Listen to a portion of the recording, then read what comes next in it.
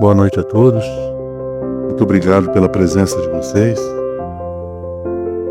e agradecidos por mais essa oportunidade de aprendizado e que esse nosso aprendizado possa se converter em ações no nosso dia a dia. Muito bem. Então, como está aí já na tela, a gente vai continuar o estudo do nosso lar.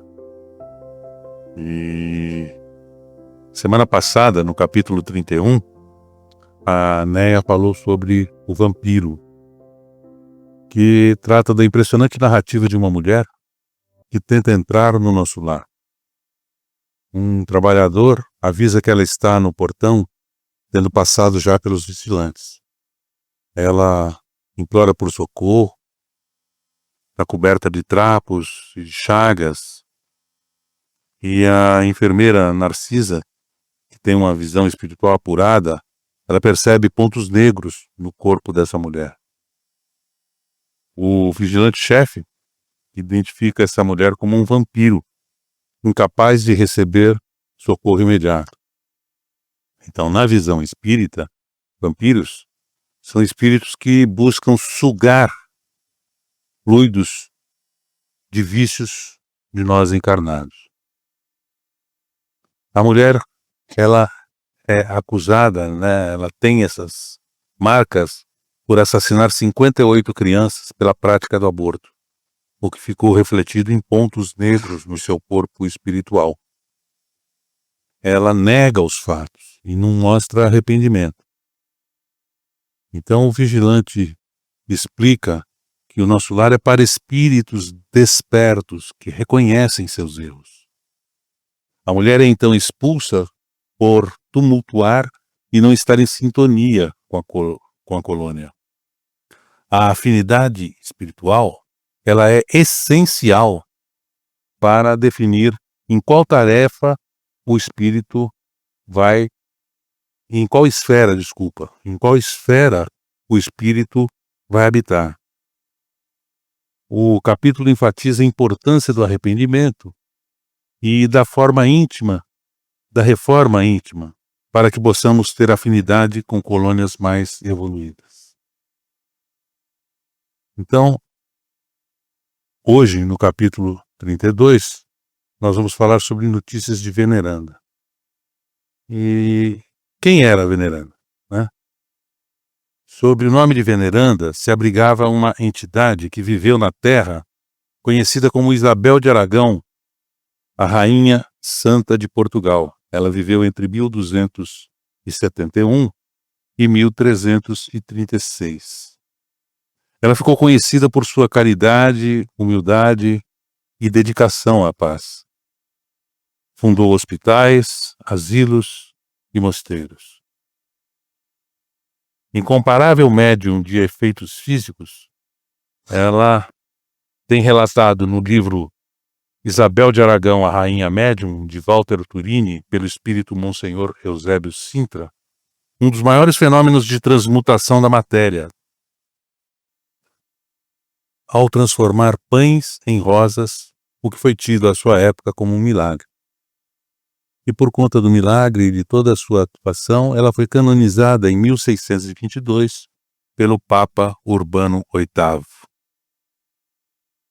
E hoje, quem é Veneranda? Veneranda é a mais elevada entidade da colônia Nosso Lar, a quem os 11 ministros com quem ela atua, que com ela atuam na regeneração, ouvem antes de tomar qualquer providência. Com exceção do governador, era a única entidade de Nosso Lar que já vira Jesus nas esferas superiores. André, que penetrara no parque banhado de luz, experimentava uma singular fascinação. Aquelas árvores acolhedoras, aquelas sementeiras verdejantes, chamavam a atenção dele a todo momento. O interesse dele provocava explicações de Narcisa. Então dizia Narcisa: no grande parque não há somente caminhos para o umbral, ou apenas cultura de vegetação destinada aos sucos alimentícios. A ministra veneranda criou planos excelentes para os nossos processos educativos. Então vamos refletir. Por que a vegetação da colônia chamava tanto a atenção do André? Como ele mesmo descreve no capítulo 7 de Nosso Lar, impressionavam sobretudo os aspectos da natureza. Quase tudo cópia melhorada da terra.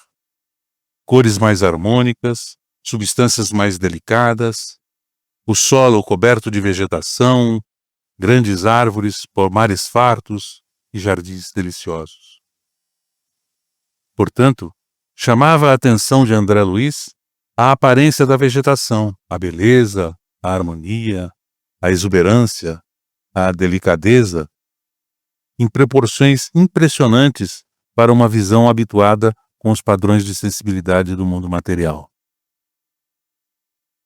E, observando a curiosidade de André, Narcisa continuou esclarecendo. Trata-se dos salões verdes para serviço de educação. Entre as grandes fileiras de árvores, há recintos maravilhosos para as conferências dos ministros da regeneração.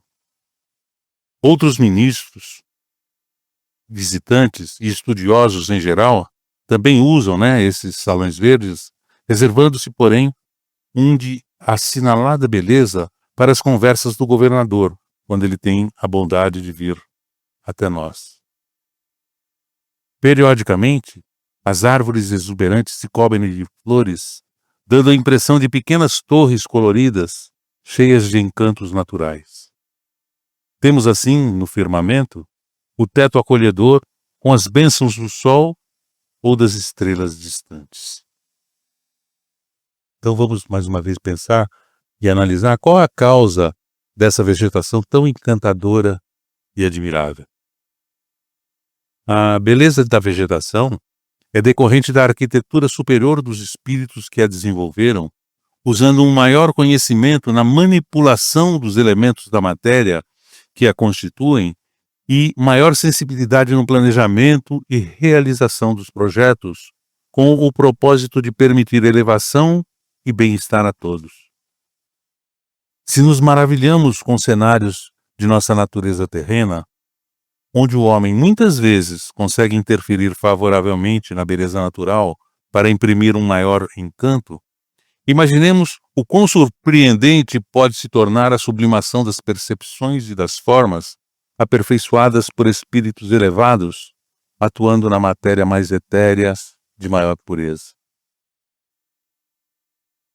Então André continua dizendo, devem ser maravilhosos esses palácios da natureza. E, sem dúvida, prosseguiu Narcisa entusiasmada. O projeto da ministra veneranda despertou aplausos em toda a colônia. Iniciou-se, então, a campanha do Salão Natural. Todos os ministérios pediram cooperação, inclusive o da União Divina, que solicitou o auxílio de veneranda para a organização de recintos em outros locais da colônia. Então vamos refletir. Por que, como os espíritos atuam nessas formações naturais? Através do fluido cósmico universal. Nós já sabemos que o fluido cósmico universal é o princípio elementar de toda a matéria existente, desde a mais etérea no plano espiritual até a matéria existente aqui no nosso mundo físico. Tudo que existe, então, que tem vida, é composto em sua essência pelo fluido cósmico universal. Através do pensamento, os espíritos são capazes de moldar a matéria espiritual com as características que eles desejem, como forma, cor, aroma, movimento. Allan Kardec, no livro A Gênese, lá no capítulo 14, também item 14, nos diz o seguinte sobre essa questão dos fluidos espirituais. Os espíritos atuam sobre os fluidos espirituais não os manipulando como os homens manipulam os gases, mas empregando o pensamento e a vontade. Para os espíritos, O pensamento e a vontade são o que a mão é para o homem. Pelo pensamento, eles imprimem aos fluidos, tal ou qual direção, os aglomeram, combinam ou dispersam. Organizam com eles conjuntos que apresentam uma aparência, uma forma, uma coloração determinada. Mudam suas propriedades como um químico muda a dos gases e de outros corpos, combinando-os segundo certas leis. É a grande oficina ou o laboratório da vida espiritual.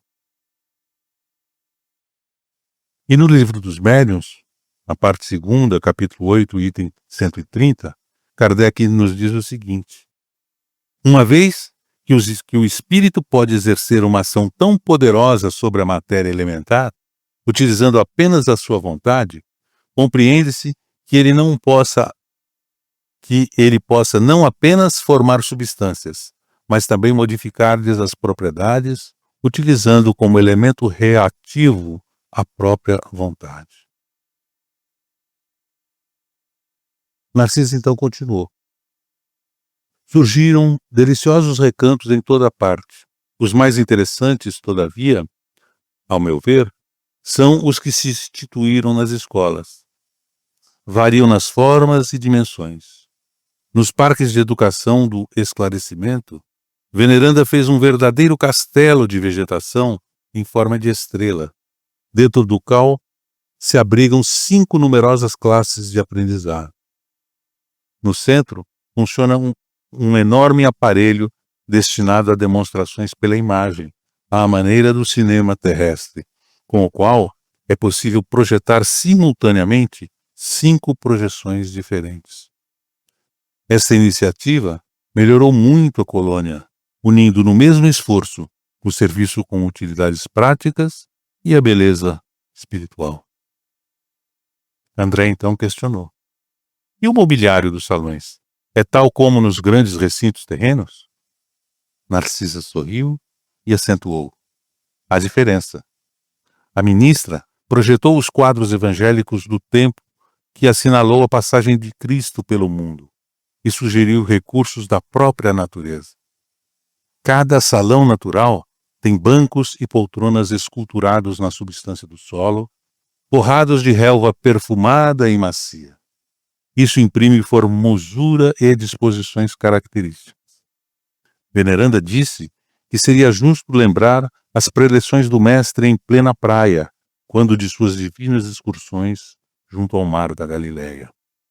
E dessa recordação surgiu o empreendimento do mobiliário natural.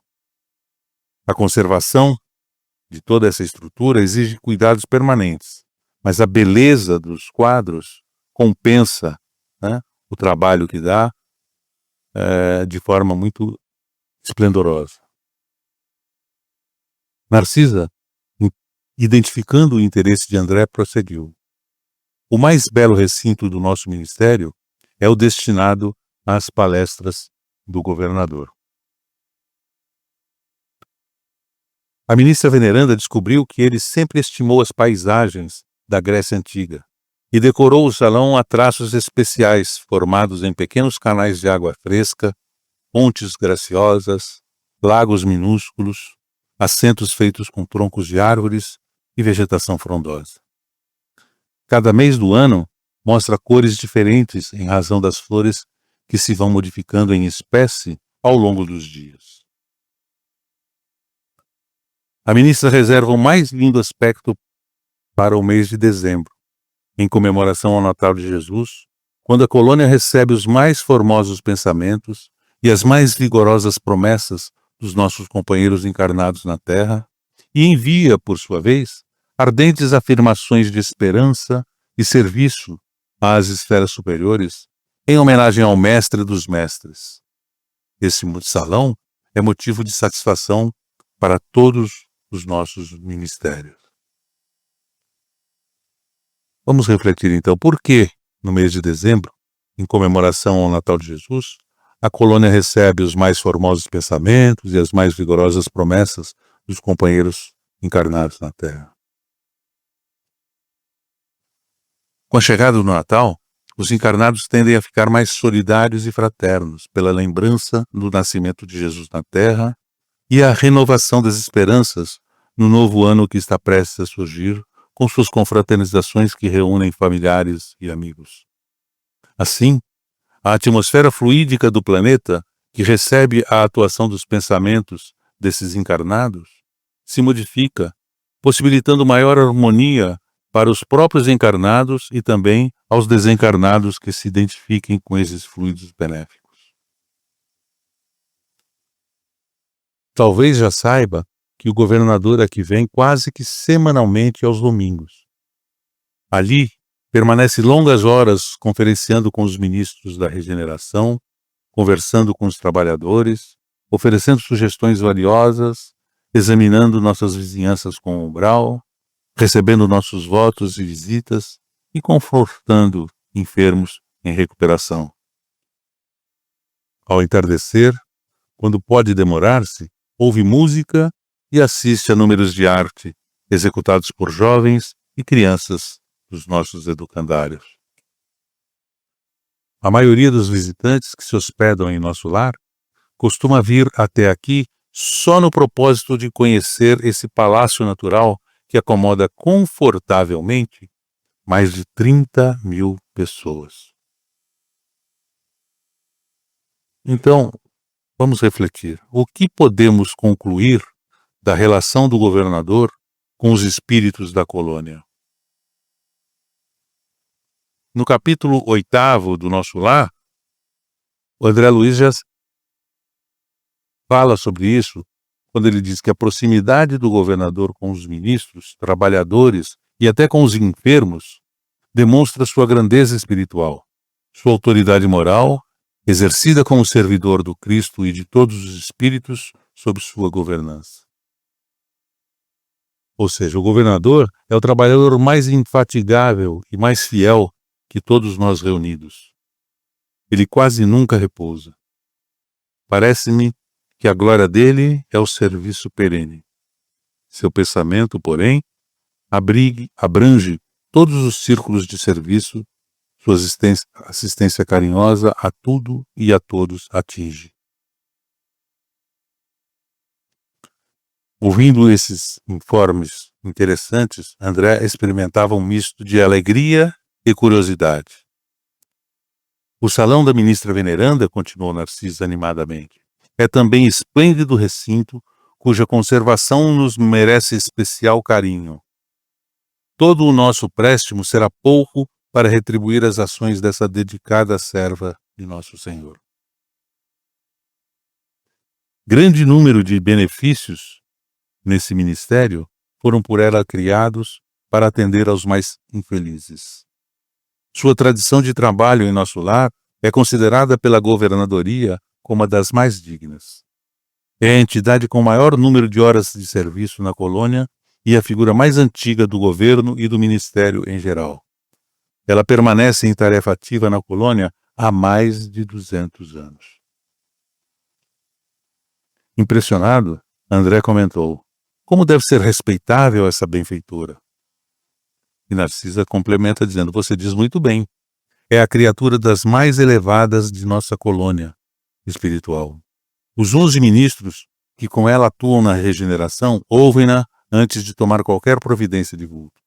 Em numerosos processos, a governadoria se socorre dos seus pareceres. Como já foi dito no início, com exceção do governador, a ministra veneranda é a única entidade em nosso lar que já viu Jesus nas esferas resplandecentes, mas nunca comentou esse fato de sua vida espiritual e esquiva-se à menor informação a tal respeito. Então, o que serão essas esferas resplandecentes? Como já vimos, o plano espiritual é constituído de diversas gradações fluídicas, regiões, zonas ou esferas, correspondentes aos graus evolutivos dos espíritos que lá se encontram pela afinidade de atividade mental. Portanto, engana-se quem imagina que a dimensão espiritual é um todo único, como ocorre aqui na convivência na Terra. Aqui, A oportunidade que Deus nos concede de nos adiantarmos com a presença no mesmo solo, na mesma faixa vibratória dos corpos em que estão temporariamente mergulhados, espíritos de diversas condições evolutivas convivem juntos, inclusive com os da mais alta hierarquia moral, como aconteceu com Jesus, que viveu aqui encarnado, né? Além disso, continuou Narcisa, há outra nota interessante relativamente à ministra veneranda. Um dia, há alguns anos, nosso lar amanheceu em festa.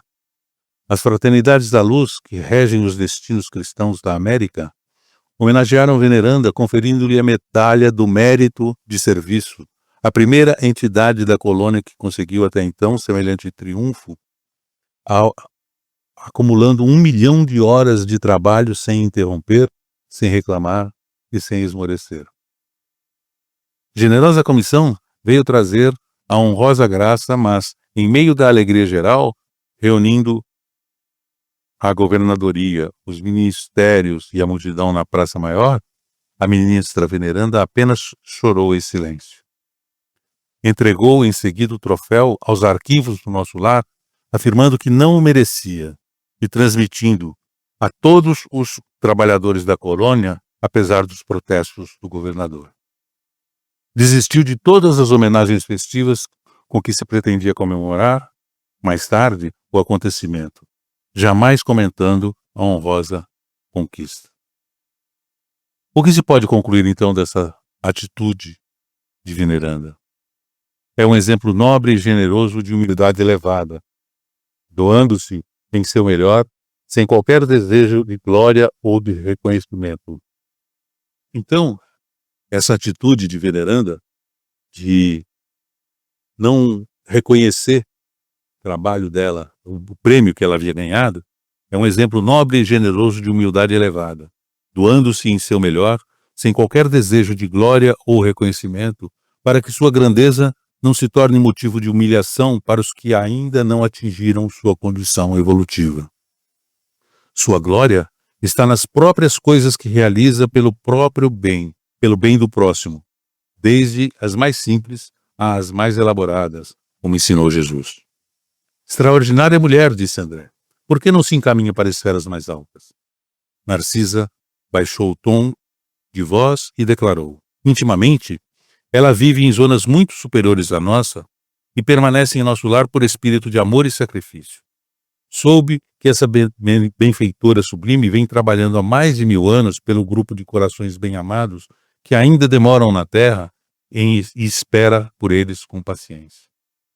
Como poderei conhecê-la? Perguntou impressionado André Luiz. Narcisa, que parecia alegrar-se com o interesse dele, explicou satisfeita. Amanhã à tardinha, após as preces, a ministra virá ao salão, a fim de esclarecer alguns dos aprendizes sobre o pensamento. Então, o que significa intimamente ela vive em zonas muito superiores a nós? Por mais imperfeitos e infelizes que sejam, todos que recebem sua presença e devoção, a compreensão, a consciência espiritual e o sentimento elevado de veneranda são bem-aventurados. Considera-se sacrifício todo comportamento em que se abre mão do interesse pessoal em benefício do bem ao próximo. Nesse sentido, podemos considerar a dedicação da ministra como um verdadeiro sacrifício e demonstração do mais puro sentimento que a move, que é o amor. Então, para finalizar, a gente cita aqui o Livro dos Espíritos na pergunta 893, em que Kardec pergunta aos espíritos: qual a mais meritória de todas as virtudes? Os espíritos então respondem que toda virtude tem seu mérito próprio, porque todas indicam progresso no caminho do bem. Há virtudes sempre que há resistência voluntária à tentação das más tendências. Todavia, a elevação da virtude está no sacrifício do interesse pessoal em favor do próximo, sem pensamento oculto. A mais meritória é a que assenta na mais desinteressada caridade. E na pergunta 894, em que Kardec questiona se há pessoas que fazem o bem espontaneamente, sem que precisem vencer quaisquer sentimentos que lhes sejam opostos. Terão mérito quanto às que se veem na contingência de lutar contra a natureza que lhes é própria e a vencem? E os espíritos respondem: só não tem que lutar aqueles em que já haja progresso realizado. Esses lutaram em outros momentos e triunfaram. Por isso é que os bons sentimentos não lhe custam nenhum esforço e suas ações parecem simplíssimas. O bem se tornou um hábito para eles. Merecem as honras que se costuma tributar a velhos guerreiros que conquistaram seus altos postos. Como ainda estão longe da perfeição, tais exemplos espantam pelo contraste com que o veem e tanto mais os admiram quanto mais raros são. Porém, saibam que, nos mundos mais adiantados do que este, o que entre vós representa a exceção, lá significa a regra. Em todos os pontos desses mundos, o sentimento do bem é espontâneo, porque só são habitados por bons espíritos. Lá, uma só intenção maligna seria monstruosa exceção.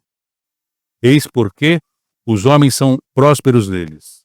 O mesmo se dará na terra quando a humanidade se houver transformado, quando compreender e praticar a caridade no seu verdadeiro significado e alcance.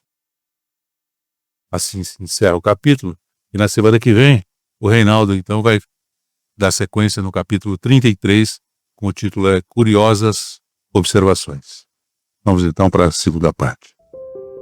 Boa noite, muito obrigado pela presença. Olha que interessante, né? A gente sempre comenta, quando Chico Xavier psicografou esse livro, ele causou muito espanto. Nós estamos vendo que lá tem governador, que lá tem ministro, mas é diferente daqui. Vocês viram que eles trabalham para o bem dos espíritos. Lá não tem grana, né? Lá é através de bônus horas. O que é bônus horas? É conquista através do auxílio aos semelhantes.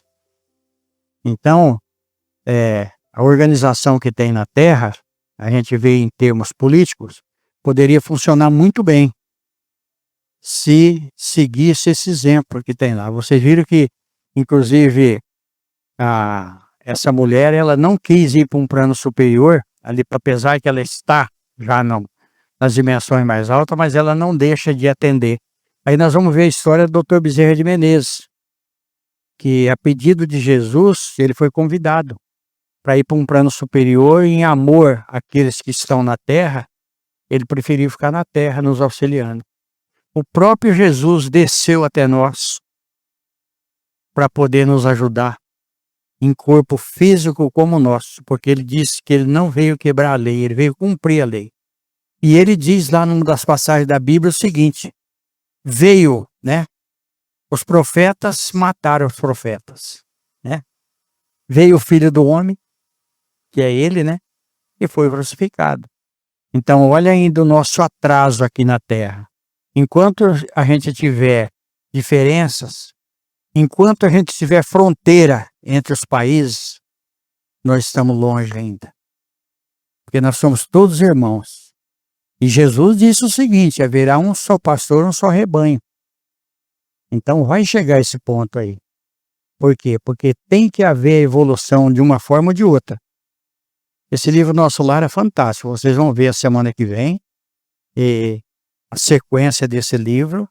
E é interessante a gente realmente ler o livro. Quem assistiu o filme tem uma ideia, mas o livro mostra para nós nuances ali que só mesmo o André Luiz trazendo para nós na íntegra, né? E no mais, nós queremos agradecer a todos. Gente, muito obrigado. Que Deus nos abençoe, a gente possa ter uma boa noite, um bom sono. E amanhã, um outro dia, a luta continua. Mas nós estamos juntos.